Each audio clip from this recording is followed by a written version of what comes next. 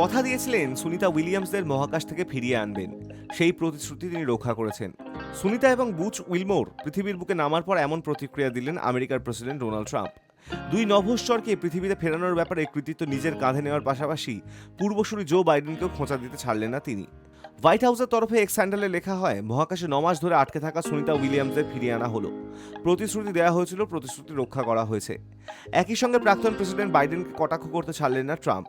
সুনিতাদের ফিরিয়ে আনার ব্যাপারে উদাসীন ছিলেন বাইডেন, এমন অভিযোগও শোনা গিয়েছে ট্রাম্পের কণ্ঠে। তিনি বলেন, বাইডেন ওদের ফিরিয়ে আনতে পারেনি।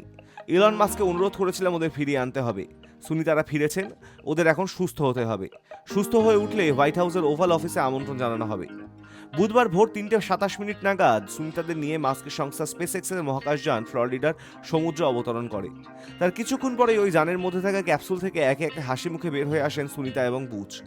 286 দিন মহাকাশে কাটিয়ে পৃথিবীতে ফেরায় তাদের নিয়ে খুশি গোটা বিশ্ব, খুশি ট্রাম্পও।